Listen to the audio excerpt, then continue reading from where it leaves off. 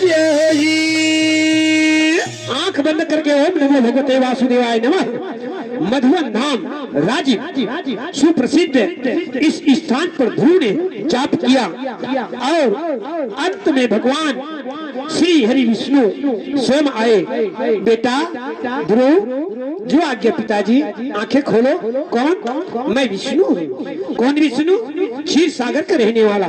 क्या चाहते हो? मैं तुम्हारी मन वांछित फल देना चाहता हूँ। तुम ईश्वर हो? हाँ, मैं ईश्वर हूँ। क्या पहचान? भगवान ने कह दी। क्या पहचान?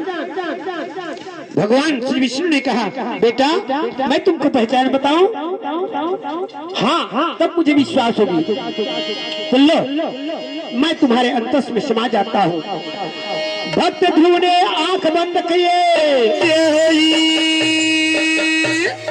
भगवान श्री हरि विष्णु को शंख चक्र गदा के साथ अपना विराट स्वरूप को दर्शन कराते हैं। वो विष्णु भगवान की कोई स्थान है मधुवन धाम। बोल मधुवन धाम की।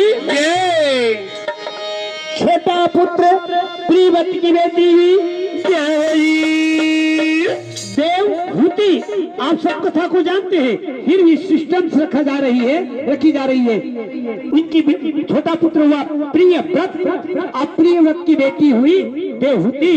देवहूति देव धन आहुति, जो देव को आहूत कर सकता है, बुला सकता है, अपने गर्भ में धारण कर सकता है। कर्दम ऋषि के साथ देवहूति की विवाह हुई। कर्दम ऋषि और माता देवहूति का पुत्र हुआ प्रिय सज्जनों, और उसका पुत्र का नाम था भगवान कपिल मुनि। वो स्थान है राजीव। बेटी हुई, उनकी नाम थी अनुसुईया। अणु अर्थात, अणु का अर्थ होता है बहुत बारीक धूल का कण से और छोटा सा छोटा रूप का नाम है अणु धन सुईया। सुई माने कांटा को निकालने वाला, कांटे को शरीर से निकालने वाले। अणु अर्थात कण, और सुई अर्थात कांटे को निकालने वाला। अर्थात इस शरीर में अनेक विकृतियां हैं। भगवान शेषनारायण के 1000 मुख थे, कौन देखा है? शास्त्र में वर्णित है, वो कभी था, आज नहीं है। आज तो 3 सिर का सांप देखना मुश्किल है, फिर किसने देखा? अर्थात इस संसार में 1000 मुख वाला काम, क्रोध, लोभ, मोह, ईर्ष्या, द्वेष, अहंकार, ये सारी कामनाएं यही शेषनाग है। इसका ये विष की तरह इंसान को डसता है। बेटी हुई अनुसुईया। बोल अनुसुईया माता की। ये क्षेत्र वो स्थान है सजना जहाँ माता अनुसुईया कर्दम ऋषि का क्षेत्र है।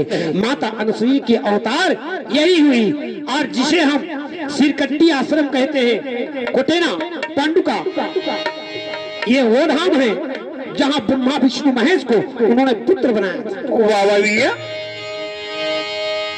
ब्रह्मा विष्णु महेश को जिसने पुत्र बना दी थी सत्य के बल पर, वो स्थान है पावन धाम कुटेश्वर। बोल कुटेना धाम की, सिरकट्टी आश्रम की, गोवर्धन महाराज की। आज सम्मानी पूज्यपाद गोवर्धन के उनके कर कमलों में संपादित है। जय हो, गुरुदादा हो, गुरु भैया हो। कुटेश्वर धाम माता अनुसुईया 18 वर्ष की हुई। 18 साल की हुई तो कर्दम ऋषि ने विचार किया कि, और देवहूति ने विचार किया कि बेटी की शादी कैसे करें। तो बोले, हे अनुसुईया, तुम अपने योग्य वर ढूंढ लीजिए, मैं तुम्हें ये वर माला दे रहा हूँ। ऋषि कर्दम ने वरमाला दे दी अनुसुईया को, और सूर्य उदय से सूर्य अस्त तक तुम अपने योग्य पति खोज लो। वरमाला पहना करके लाना, मैं शादी कर दूंगा। जय हो। माता अनुसुईया निकली राजीव से। कहाँ निकली? इसी क्षेत्र में होते हुए गुजरा। वाह वाह भैया।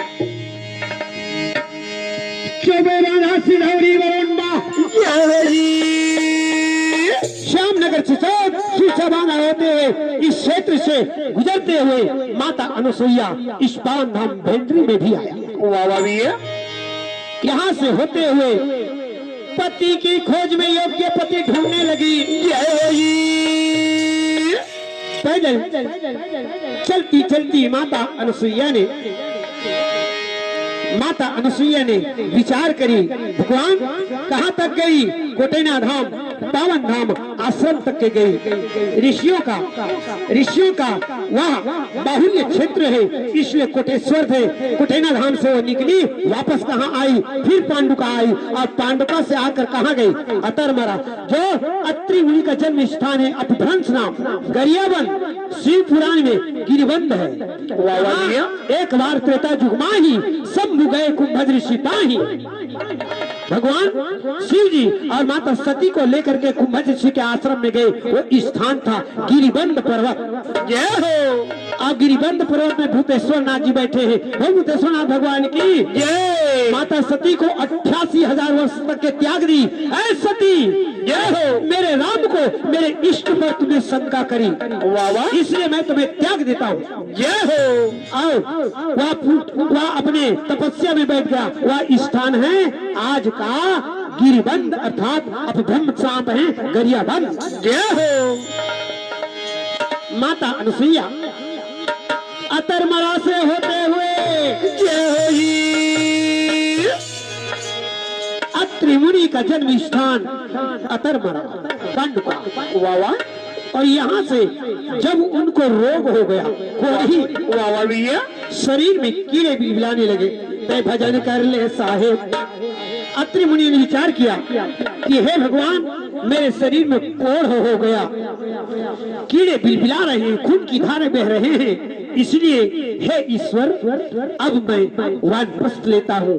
और अतरमरा को त्याग करके वो कहाँ चले गए? कहाँ भैया? मड़वाडीही के पास बाबा कुपी है, फिंगेश्वर के तीर में, और पुरैना के पास बिनौरी पुरैना के पास बिनौरी पुरैना के पास में है बाबा कुपी। वहाँ पर एक कुटिया था और उस कुटिया के भीतर अत्रि मुनि रोग से ग्रसित राम राम का नाम जप रहे थे। जय हो। श्याम रामचंद्र के जय। बड़ा मुश्किल से पाए मनुष्य चोला।